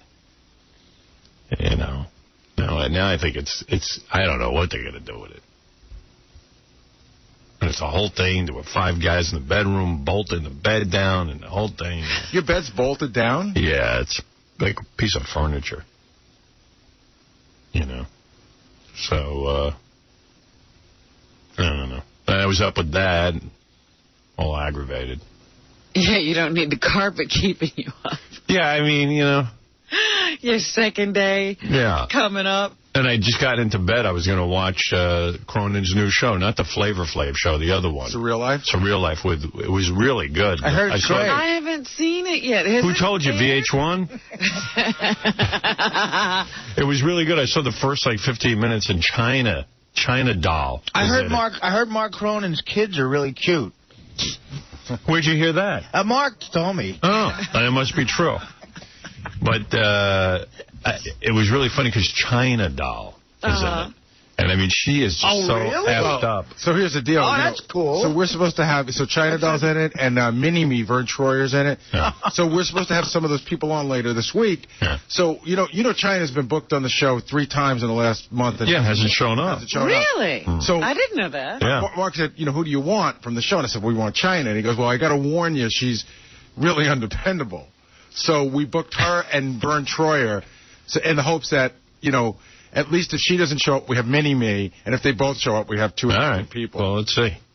I'd like to interview Mini-Me. When did she get unreliable? Oh, right after she left our show the last time. Yeah, you can't. You book her and then she didn't show up. Oh, my goodness. She seems stable. It's weird. She has a reputation. I mean, for God's sakes, you don't want to see that tarnished. She was always very professional in the wrestling ring. There you go. Hey, maybe we can put Mini-Me in the Robo-Spanker. Do you think he'll fit? Yeah, I could get him in there. What if we adjust it? I could hold him like a football.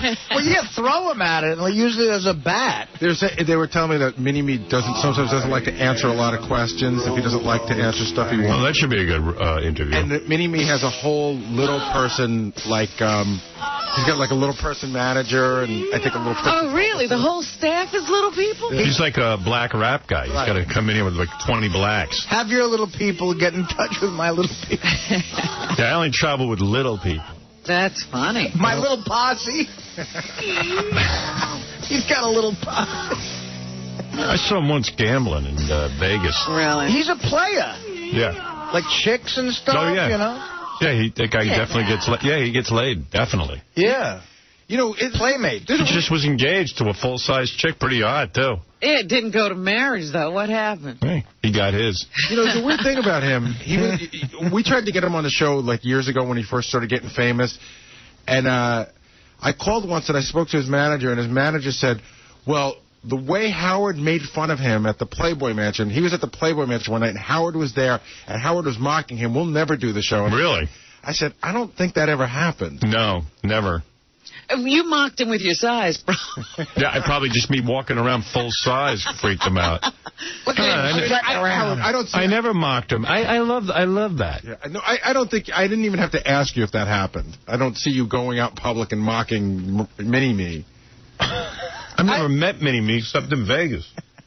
I could see you mocking him, but I don't think it happened. The guy came over, shook my hand, and said, hey, how you doing, Mini-Me, or Vern? Yeah, what do you call? And that was it. And I said, you know what? I went right back to playing cards. I didn't even think about it. There's a little person sitting there. How dare you? Yeah, I took 5 minutes out from my game to mock him. Right. Hey, come here, you little imp. Hey, get off my shoe. Yeah, I sat there and goofed on him in front of all the people. Made me feel like more of a man. I love the reputation I have. Yeah, you don't have to do anything. Your rep just handles everything for you. Maybe I stepped on him without realizing it.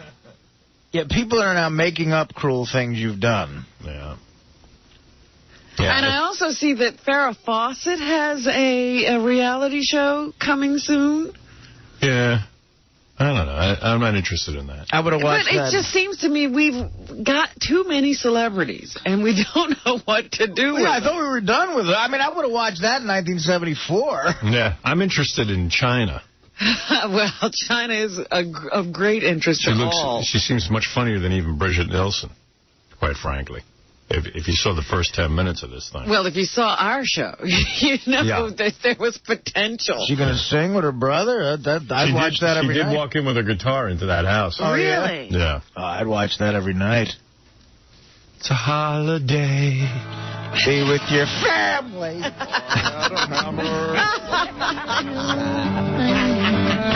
What holiday? No, that you'd rather be with me. And I'm sorry that I missed your birthday. I tried to send you a card.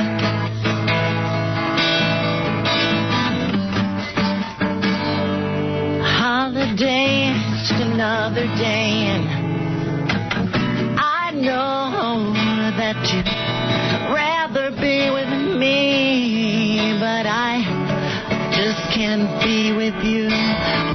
wherever you are, because I'm gonna be on TV.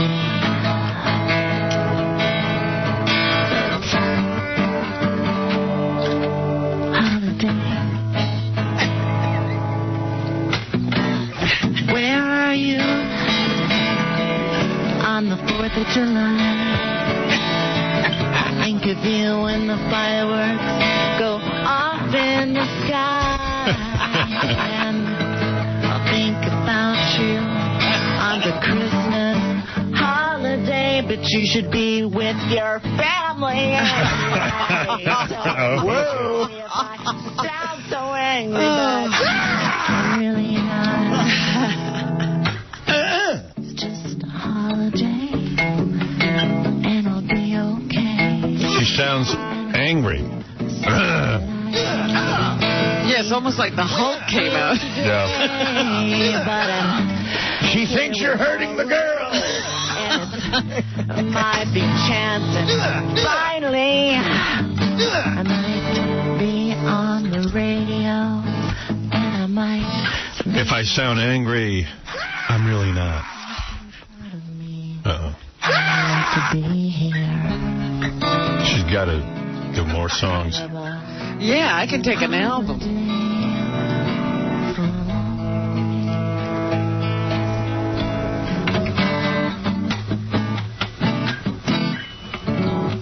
Avril Lapenis.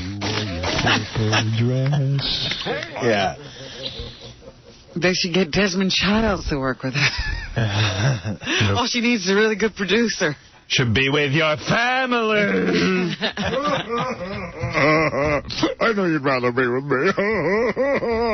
Why? I love how she pulls it back when she remembers, I'm supposed to be a girl. Yeah. I have to tuck my penis in.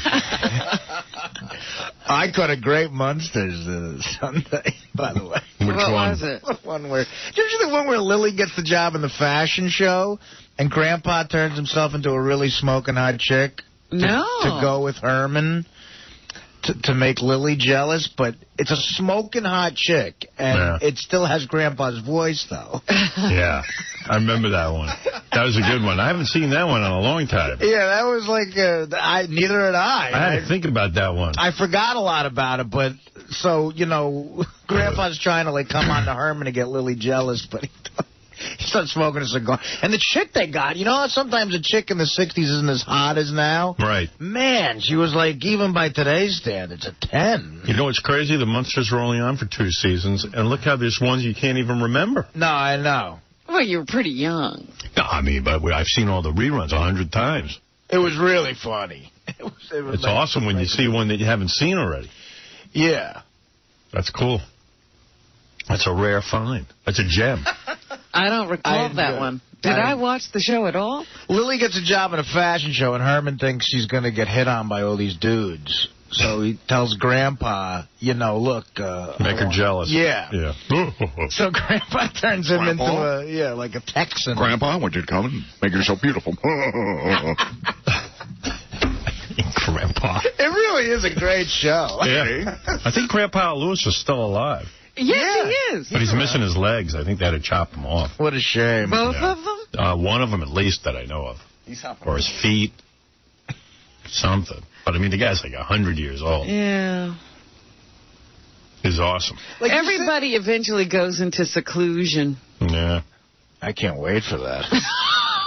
Yeah, I'm almost there. I'm almost fully in seclusion. Yeah, every once in a while, they have a picture of Johnny Carson in the paper today. And he was so meticulous and always took care of himself. And now he looks like he's ill or something because he looks bloated. He looks bloated from like medication. Yeah, he looks round. Yeah.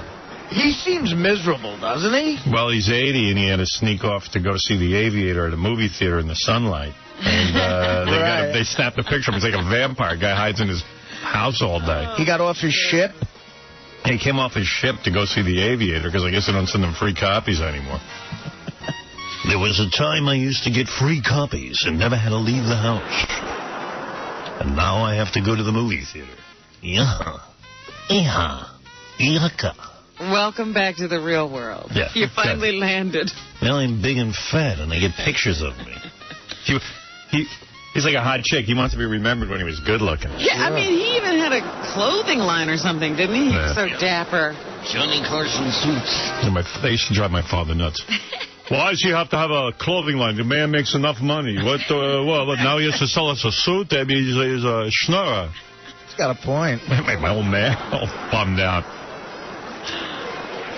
My dad's a trip. I took him out to dinner over vacation. My parents and me and Beth. And they get along pretty good, too, which is nice. And I take my dad to this fancy restaurant. And you ever eat at March? Yes. Yeah, it's a real good joint. I've heard of it. What a good restaurant. Well, I guess through you, I've heard of it. Yeah, and they got this menu where there's boxes. Like there's a box for raw stuff, a box for cooked seafood. Oh, yeah, you did tell me about this place, yeah. A box for meat, a box for poultry. Right. So what you do is you say, well, we want 3 courses. And then you can pick from each box what you want, or you can do all your courses from one box. Essentially, pick 3 things off the menu. Right. That's what it is. Right. Right. So the waiter comes over and explains this. You know, we have an a la carte menu, and you're basically going to put together your own tasting menu. And not only that, as you progress, the portions get bigger. So save your favorite thing for last. And choose from each box or choose all from one box, whatever you want. So I look at my mom, and her eyes are glazed over. My dad's staring at the wall at this point. He doesn't know what's going on. I go, Steam's coming out of his ears. yeah, and my mom's like, I see her looking at the menu. The menu's upside down and on the wrong page. And there's a bunch of more. I'm so depressed they've taken you off in Syracuse. I don't know what to do. Any suggestions? Help. I'm going through terrible withdrawal. I love you, Howard. Well, we're showing up for work every day, but we're not on. Yeah. We can't do much about whether they broadcast us or not.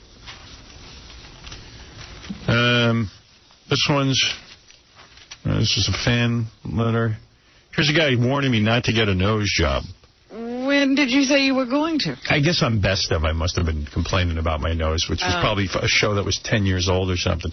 My girlfriend said you plan on having a nose job. I hope this isn't true. I believe that your nose is a trademark of yourself. If you change yourself in that way, I believe you're giving in. You're becoming one of them. What I mean, them, is your arch rival, the FCC. I guess everyone on the FCC's had a nose job. Please let me know that this isn't true. It's not true. Okay. Love the show. On E, could you please get rid of that picture, that naked picture of Benji that sits behind the couch? Horrible. A lot of people are offended by that. Yeah, that's been up there a while now. It might be due for a change. And a bunch of people saying, did you know that on Jay Leno that Motley Crue dropped the F-bomb? And I'll just say it again. It doesn't make a difference. If it's on Jay Leno, it's fine.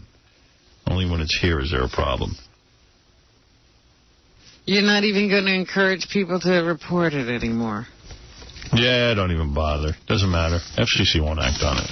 They're a bunch of hypocrites and liars.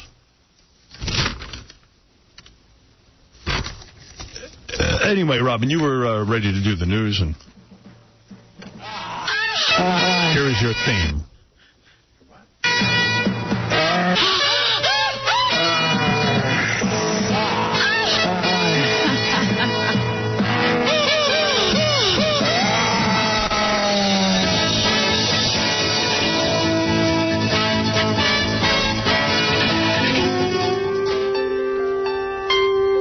I'll get to some phone calls during the news, too. All right. Do you think this is a good turnout? Nearly 300 people, including stars like Sam Waterston, Chris Noth, Olympia Dukakis, Danny Ayala, Benjamin Bratt, Michael Imperioli, and Brian Dennehy and Cheetah Rivera turned out to say goodbye to Jerry Orbach. Yeah, for Jerry Orbach, that's a real good... That was a good turnout. I was going to say, are those the people who drove the stars there? Well, you got the guy from Sex and the City, Mr. Big. It is. That for Jerry Orbach, yeah. Imagine getting Olympia Dukakis to leave her house. She's an Academy Award winner. Well, that's all people I guess he worked with, though. Yeah. Hey, could I say how honored I'd be at my funeral if Cheetah Rivera shows up? Do you think anybody famous would show up at my funeral? Of course. Artie's going to go. Besides you guys. Donald Trump would show up if he's still alive. I wonder if he would. Donald Trump would show up if The Apprentice is still on. He needs publicity. Yeah, don't you think, though, that Donald Trump would say, the guy's dead. He can't do anything for me. Right. Yeah, can't do anything anymore. Yeah. You don't think Donald would just say, I liked Howard. I'll go? I didn't like him that much. Let me see. Who else would come? Jason Alexander, big fan. He would come. I got an invite to Donald Trump's wedding. Oh, you did? Yes. So it came. You going to go? I don't know. You know what it is? It's like real soon. Like there's hardly any notice. I got a feeling I got a last minute invite. During the week? No, he said when we talked to him that they hadn't sent out the invites yet. I hate getting on planes now all of a sudden. I just don't know that I want to go. All of a sudden. It's been years now. I know. I don't want to go down to Palm Beach or whatever the hell it is. It's on the weekend. You could make it if you wanted to. It'd be funny. You've got to go. Think Cheetah Rivera will be there? Did you get invited, Robin? I haven't seen an invitation, no. Oh, sorry, Robin. Yeah, it goes that way. I can bring you as my date. Oh, no, that's all right. Do you want to be Benji's date? Benji got an invite? Yeah, I think so. Yeah, I'd say that's a pretty good showing for Jerry Orbach. As a matter of fact, my dad, over dinner during the vacation, was telling me a Jerry Orbach story. You know how my father always sort of... My dad was a recording engineer. Yeah. And none of these guys ever paid attention to him. He was sort of like Scott the engineer. Very much so. I was just thinking that. He was very much the Scott the engineer of his day. I don't think he got any respect. But he would always be like, who he'd come home from work and try to impress me. Today I did a commercial with Mr. Jerry Orbach. And I'd be like, who? Mr. Vincent Gardenia. Yes. He goes, I was very friendly with Mr. Gardenia. Oh, really? Yes, he once gave me tickets to a show. And I know none of these guys even knew his name. Because I once met Vincent Gardenia, and I go, my father says hello, Ben Stern. He goes, who? He didn't even know my dad. So what was his Jerry Orbach story? Well, when I was working one time... I know I'm going to screw this story up because I was zoning out during it, but...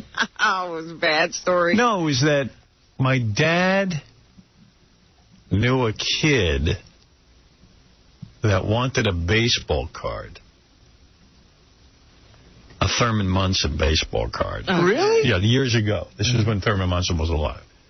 And Jerry Orbach's kid collected baseball cards. And my father didn't know that, but my father was talking about baseball cards or something.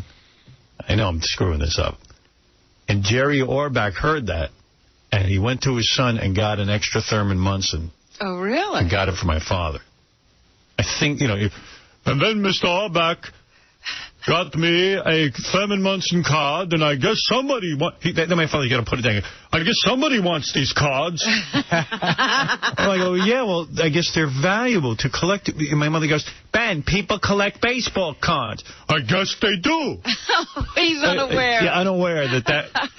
So this must have been a very valuable baseball card, and Mr. Orbach gave it to. And I'm like,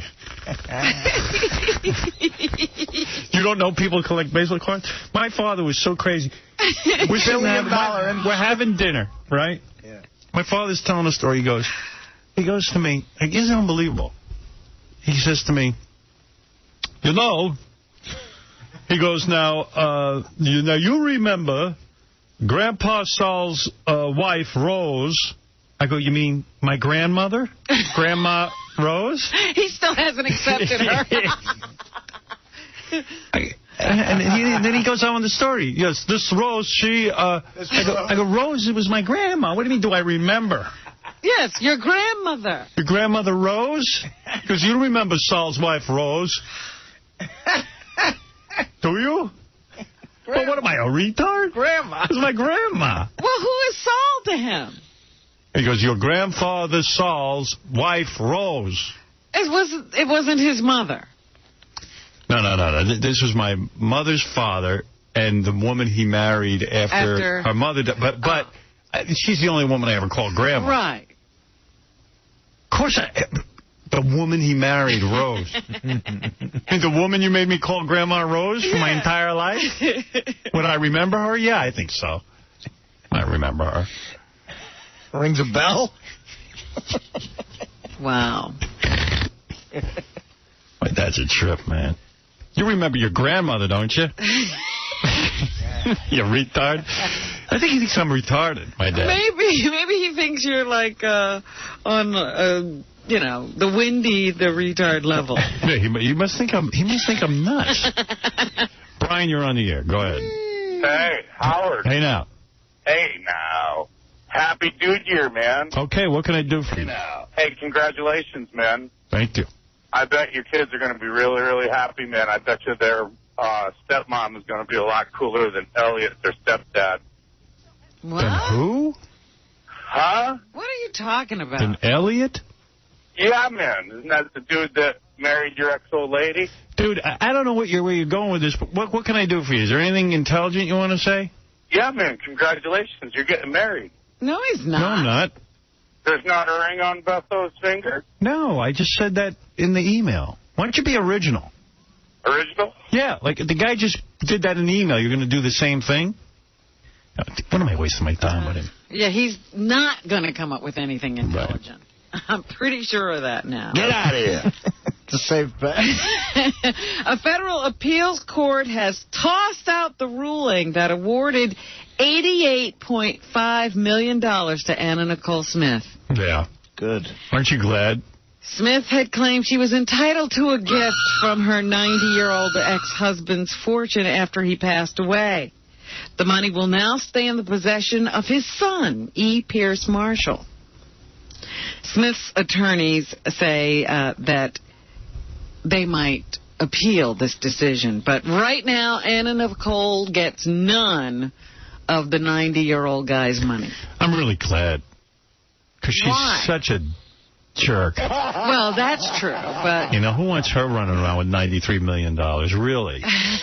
That's a great ruling. Sometimes the system works. I mean, can you imagine if your dad was like 90-something years old? Oh, forget it. And like, your real dad, 90-something years old, and he and the last crazy thing, because he's whacked out of his skull and he knows he's dying, he marries Anna Nicole Smith, and he's in and out of reality. Are you sure about that? I mean, she made him happy for a minute or two, anyway. You know what? Give her a nice $500,000 and send her on her way. You know, it's more money than she'd ever get for doing that. $500,000 for about a month of happiness. That's fine. Hey, William, you're on the air. Hey, Howard. Good morning. Thanks for taking my call. I won't beat around the bush. Basically, I spent this weekend banging my mother-in-law.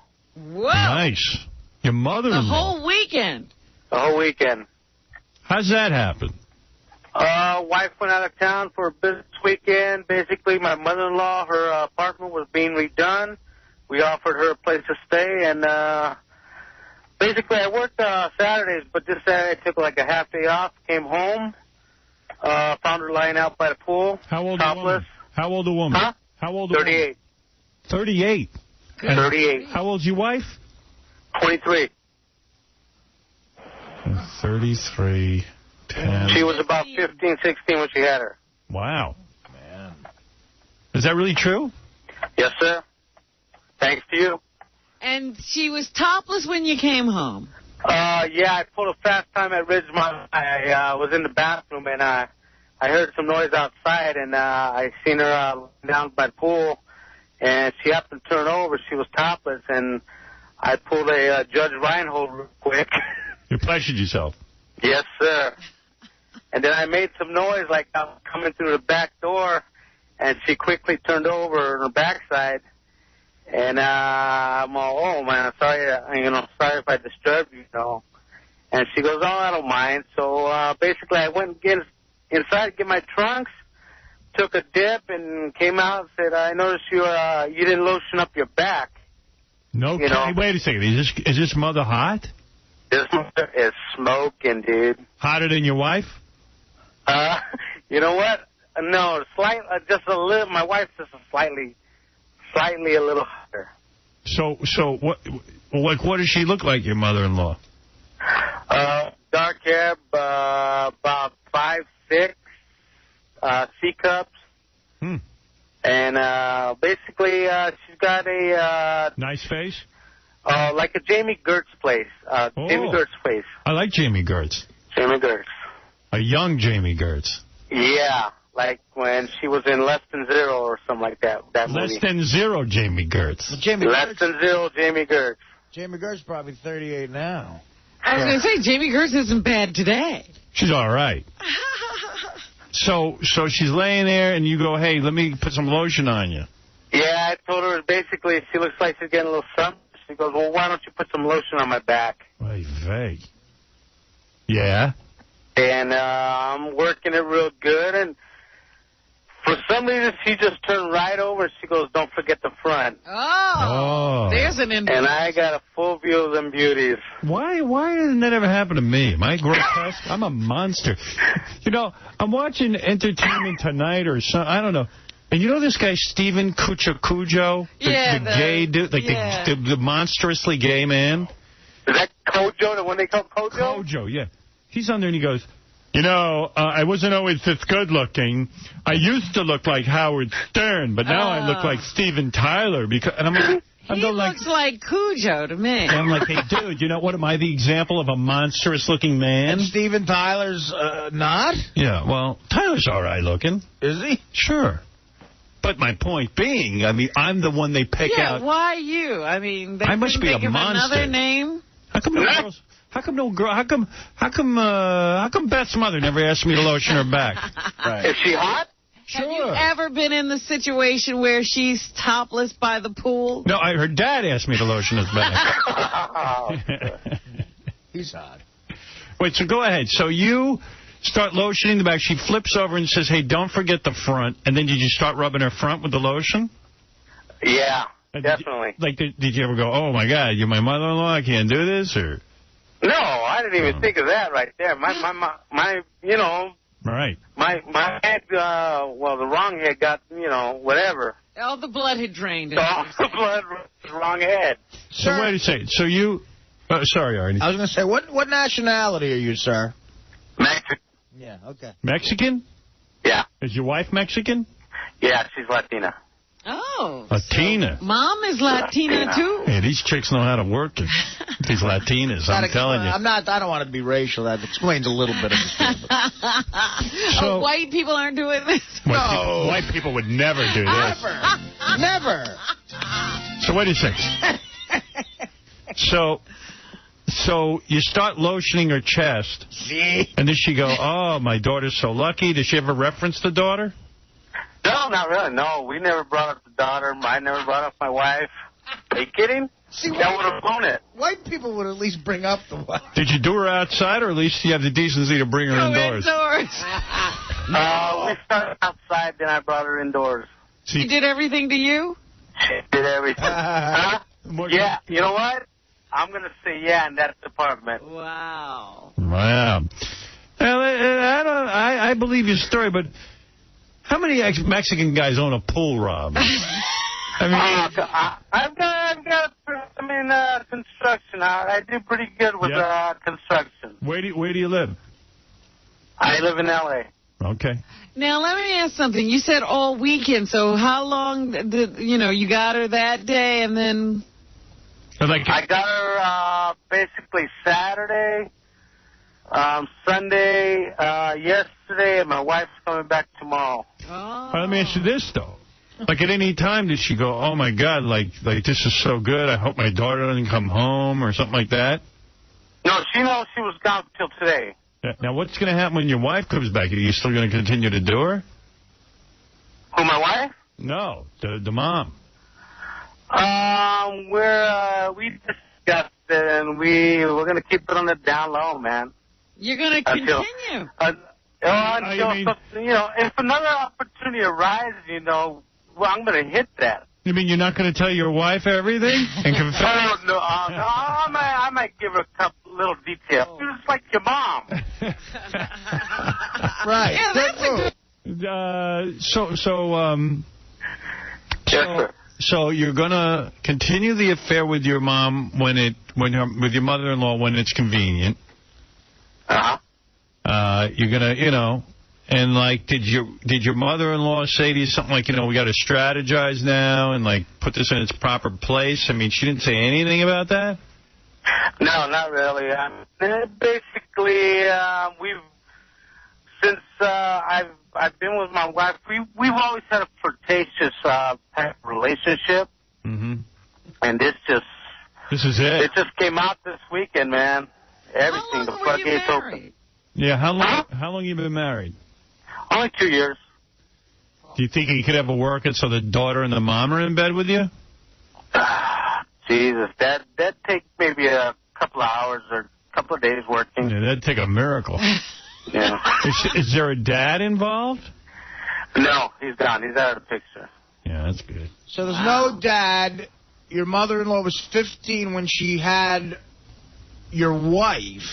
Yeah. And you're going to continue to do the mother on the down low. Is that correct? Yes, sir, Artie. So in other words, you're going to continue to be Mexican. Oh, that's a racial slur. I'm taking. I don't like that. Now, there are no kids. It's a joke. No kids yet. You were joking, I hope. It's a bad joke. But did you use a condom? No, I didn't. No, he ain't going to use no condom. So he couldn't possibly get the wife and the mother pregnant. That means your baby would be your own father. In other words. That would be your own grandfather. You give birth to your own grandfather. Hey, it could be worse. I could be on welfare. Wait a second. If you had a son... With your mother. With my mother. With your mother-in-law. He would be your own stepfather. And he would be your wife's husband. No, he would be... No, he would be... Your wife's... Uncle. No, wife's uncle? No, brother. Brother, right. Wife's brother, your brother-in-law, and your son... And your sister's grandfather. Your mother-in-law would be your uncle. You know what? My head's going to explode, man. Hey, congratulations. Thanks, Howard. You know what, dude? Yeah, props. See you on when I can give you more details. Yeah. Call back in a year. Okay. maybe we'll have had it through by then. All right. Right. Later, bro. All right, guys. Wow. See you in divorce court. Well, you know what? The kid knows what he's doing. Hey, I'm jealous. That sounds hot. Amazing. I would love for like to be lotioning someone's back and then go, hey, don't forget about the front. That's hot. No one ever does that with me. Like nobody's ever flipped over. No. When he was telling that story, I realized his mother-in-law's 38. I'm 37. Yeah. It's like, jeez, it's like that kid's scoring. Anyway, what else is in the news? Well, Martha Stewart, as you know, is in jail, and I guess they give the inmates at Christmas time some construction paper and glue and stuff like that, and they tell them to make Christmas decorations, and they have a contest. Oh, that's not fair. She's going to win every time. Martha lost. You're kidding. She and her team lost the holiday decorating contest. Get out of here. You're kidding me. Good. The entry was paper cranes that hung on the ceiling. And according to one inmate, it wasn't all that great. See, she really can't do that stuff. She's just good at, like, telling people what to do. Or bringing in experts who help her out to do this stuff. So maybe they want to find the winning entry and give her a Maybe she was afraid to win. Because the other inmates will beat the crap out of her. Oh, that's a good point. Every time I win one of these contests, they hurt me. Listen, you're going to lose the diorama contest, otherwise we're going to shiv you. It's not fair, you understand? Listen, Stuart. Listen, you rich little bitch.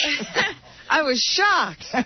She lost. There's no way you're beating us in the Mobile contest. All right. In tsunami news now, of course, the donations are rolling in. Yesterday, the president tapped his father, the former President Bush. Well, that guy tapped his mother-in-law. Right. I'm more into this guy. And he also tapped Bill Clinton to head the campaign to raise funds for tsunami relief, even though the United States has announced that it's pitching in $350 million. They say the most generous givers are the people of the country and the companies of the country itself. So they are looking for donations, corporate and personal. And yesterday, a lot of people were stepping up. The Red Cross says that it has already received $79 million in donations. And some other groups are now turning donors away and telling them to go to other groups because their coffers are full. Wow. So they have too much money. Yeah, they're afraid some organizations that can't take any more money. They're afraid they're going to rebuild Thailand too much, and there won't be Thailand anymore. Yeah, they're afraid Thailand's going to start to look like Newark or something. And then, of course, there are also the celebrity givers. It was announced yesterday that Sandra Bullock is giving $1 million. Wow. That's nice. And that Leonardo DiCaprio is giving a very large donation, but the sum was not disclosed. He's giving $1 billion. All of the proceeds. I'm giving $1 zillion. So there you go. Tsunami relief is coming. Secretary of State Colin Powell is there. He defended the U.S. against criticism that the U.S. aid is too little and too late in arriving. C1. I think we have demonstrated in recent days our willingness to provide support. Can you get your son off my tail? Yeah. Yeah, maybe he could get busy. Actually, that son is actually helping us with the other project. Well, that's true. Because the more he keeps fining everybody. And sanitizing radio. Yeah. He's on the team. He's on my team now. Now I'm all for him. He's on Team Stern. Yeah, actually, he's a good guy. You just signed him like the Yanks got Randy Johnson. Right. I figured out how to put him on my team. He's a new free agent. Fine away, my friend. That's right. You transformed him. So anyway, Colin Powell says we're doing as much as we can, and we're doing it fast. And in fact, he says that right now all of the money they need is there. They don't really need any more money right now. They need a way to get supplies and medicines to the people who have been affected. How about the K-Rock van? There you go. Shift that over there. Get Porno Pete in the K-Rock van. Yeah, Porno Pete. Hey, this is Porno Pete with you. We got some food for you. Understand? Someone needs supplies here. We'll be at the corner of... Understand there was some devastation here. Just come on down to the van and get some free food. The former chief of Thailand's meteorological department says that he tried to call his former office to warn them about the possibility of tsunami, but no one answered. C3. If they only listen to me, maybe 50% or 20% many lives of people will be saved today. I heard he called, and the guys who were supposed to be there were on their lunch break. Is that right? Yeah, I'm not making a joke. Oh, dear. That's why nobody answered the phone? Maybe nobody understood the guy. He was warning them. They were like, what? If they only listen to me, maybe... What? 50%. Listen about what? Get Howard off the air. 20%. Many lives of people will be saved today. They thought it was crank yankers. I tried to go to warn them about tsunami. The tsunami are coming. That's crank yankers. That's Jimmy Kimmel. We're making your puppet, sir. Just be quiet. Here's $100. You reached your boiling point. Put the dot on the puppet's head. Jimmy. And, of course, we were talking about the charities. You have to look out for people who might be trying to take advantage of a bad situation here. The president of the American Institute of Philanthropy, Daniel Borokoff, says that when you're ready to choose a charity, here are some red flags to watch out for. C4. But if they try to pressure you too much, you don't really get a chance to... Here, can you send some money right now? No. I mean today. think it through. That's certainly a red flag. Don't respond to spammy email, and anybody can set up a phone. What do you mean? I'm not going to have a large penis? Any website that looks legitimate. Don't give out your credit card number to somebody that calls you. I need your card now. No, now, right now. Meet me in Central Park with $50,000 with tsunami relief. Now. Today. We got to take a break. We'll be back right after these words. What does the Howard Stern Show mean to you? Hi, this is Wood Yee. The Howard Stern Show means to me a chance to have people listen to the programs that they would like to listen to, and a chance for light entertainment for people. That's not structured. The Howard Stern Show. It means so much to so many. The Howard Stern Show. All right. Keeping with my New Year's resolution, we're going to wrap up the news now. All right. Fareed has more problems than us, Howard. At an Oklahoma City Citadel station, residents who listened to Bob 96.9 heard an extended segment filled with cursing and criticisms of some of the station's employees the other day. You can't do that. No. When one of the DJs decided she was just going to unload on the world and then quit her job. Cool. That sounds kind of mental. I like Lisa Merrick, who was on the Lisa and Ron show. See, on satellite, they reward that. Right? I know. She'd be fine on satellite. No one would complain. Merrick allegedly threatened to stay in the studio until police arrived. However, police said Merrick had left the building on Monday morning by the time they got there. We got to get Lisa on the show. 2 employees said she appeared to be intoxicated at the time of the incident. Apparently, she cursed a lot and had a lot of things to say about what'd she say? The other disc jockeys. They don't give me a transcript, but they say it was completely profanity-laced. Newman is a creep. And she was eventually forced off the air. They said the station went dead for about 20 minutes after the incident because they were all scrambling. They didn't know what to do. See, that's what makes I love the spontaneity of radio. I do. I love that. I mean, it's so great. That is a cool story. She got drunk. She went in there. That's a great last show. See, that's what I want to do my last show. There you go. I want to disparage everyone on December 20th. I want to come in here and just go, you know who really sucks? I feel like blowing my mind up. Yeah, a bunch of FUs. Wow. Hey, that sounds like a cool show. I wish I could have heard it. Gary, book her for the show. Get tape of the show. Something. I'm going nuts, baby. Get me details. So, yeah, I guess Fareed isn't worried about us right now. He's trying to... Yeah. He's capable of worrying about a lot of things at once. Look, I've got my hands full with this Lisa and Ron crap. I want the power on, goddammit! I will sue them. Who? Everyone. Send them a bill. A group led by al-Qaeda ally Abu Musab al-Zakari is claiming responsibility for the assassination of Baghdad governor Ali al-Hdr. You realize if there was no oil anywhere in these countries, we'd never know the name Baghdad al-Ghadre? A statement posted on an Islamic website today said, quote, a number of mujahideen of the Qaeda organization for holy war in Iraq assassinated a tyrant and American agent, the governor of Baghdad. When that happened? This morning.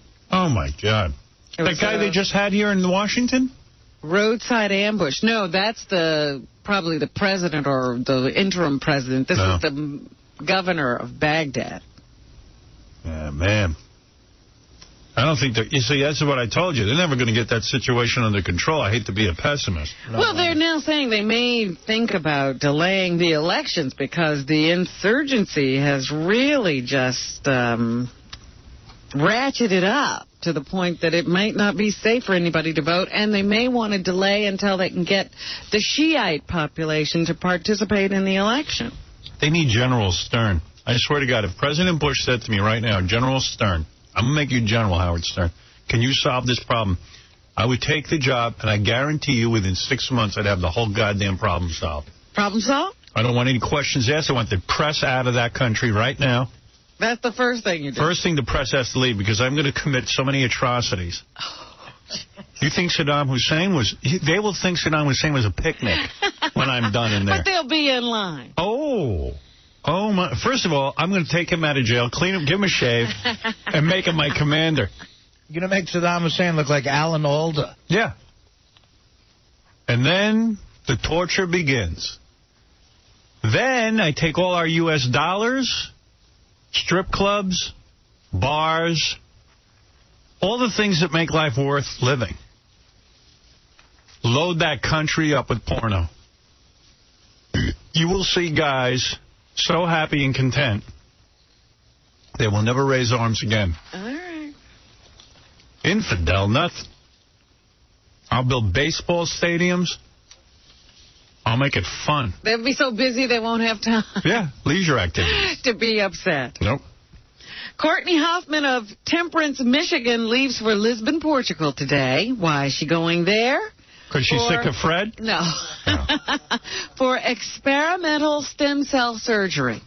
That's where you have to go to get cutting-edge surgery these days. Hoffman was paralyzed from her shoulders down in a car accident 2.5 years ago. She will be among the first 40 people in the world to undergo the procedure that will surgically implant her own stem cells into a site, the site of her spinal cord injury. It's sad that in this country you can't get that. You got to go somewhere dumb. Well, it used to be that these experiments were done here. Right. This spring, Detroit's Rehabilitation Institute of Michigan will request federal approval to perform this type of surgery. And it should take 10 years before we're back on track. Yeah. But good luck to her, because this is exactly what Christopher Reeve was fighting for. Yeah. That's right. Ordinary citizens, have you heard about this possible terrorist laser beam attack on pilots? Yes. American pilots? I'm starting it. Oh, stop it, Fareed. No, I don't believe he's... Fareed's just against us. I don't think he's against America. Yes, no, did you hear about this? They were saying that it was possible for people to blind pilots with those laser pointers. Yes. And they thought maybe Al-Qaeda or other terrorists might be trying to do this. Well, now they're thinking ordinary citizens are behind a number of incidents involving laser beams pointed at aircraft. According to the Federal Aviation Commission, over 200 laser incidents involving planes in 16 states have been reported in the past 8 years. I don't know who has these lasers. But why do you want to bring a plane down? Why? Because they're terrorists. No, these are regular people. They're terrorists, but they're regular people. Oh, they have no political they're just dopey. drive. They're just dopey people who are terrorizing us. Hey, is this High Pitch? What's he doing? Doing business. Who's High Pitch? High Pitch. Hey, Howard, hold on. This is Howard, how are you? Is this Kelly? Listen, I have a bone to pick with you. A what? I have a bone to pick with you. Okay. What was that phone call you played this morning? The one where you accepted porno? Is that from the Touchstone Terrorist? Yes. That was old. Yes. So? I can't believe you had the break again. It's still good. It's still good. That's what you agreed to. Gay sex. How about the Club Eric the Mission? You should play that. That was more funnier. Howard, how's your vacation? Very good, Eric. Yeah, tomorrow I will play that one. Hey, Howard, I was listening to the satellite radio all weekend, and when you were on vacation, yes, they talk about you like crazy. Really? Yeah, they said, hey, wait till Howard Stern comes to Satellite Radio in 2006. It's going to be off the hook. All right, Eric. Well, thank you for that information. And by the way, I was watching David Letterman, too, the other night. You were on again. I was on a Monday. Yes. Yes, you were. So repeat that. You look fabulous. Thank you. Artie, how are you? Happy New Year. Happy New Year, Eric. How's Dana? Very well. Hi, Daddy. Dana is still in shock. Thank you. She saw Artie's new mustache. Not yet. Wait till she sees that thing. It's a big Frito Bandito mustache. Man, you're masculine. This is a mustache. You got a lot of hair there to work with. This is a mustache where I say, yeah, I dare you to leave me. Go ahead. Anything else in the news, Robin? Yes, the mom of Michael Jackson's alleged boy toy victim once reportedly duped a small town into believing she needed money for the kids' medical bills, even though the family had complete health coverage. I sprayed insect repellent on Artie's face. I thought there was a giant caterpillar on his mouth. The people who are working for Michael Jackson apparently have been doing a lot of investigating of this woman, and they have found a lot of things they think are wrong with her and might lead you to believe that she's just after money. Big-hearted residents dug deep into their pockets to donate more than $960 to the family after the mom convinced an unsuspecting community newspaper to publish a heart-wrenching article about the family's reputed struggle. This was reported on Court TV or Celebrity Justice the other day.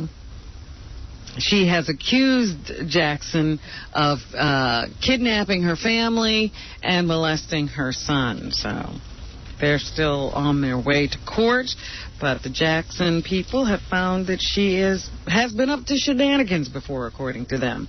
Jennifer Garner is sick, according to her publicist. She's very sick with a viral infection. Really? And that's going to interrupt the promotion of her new movie, Elektra. Yeah, I was hoping she'd come here. Well, they're taking it day to day. They have canceled everything. You know what that means? She's fine. She just doesn't like the movie. The movie's sick. She was photographed spending the holidays with her family and Ben Affleck.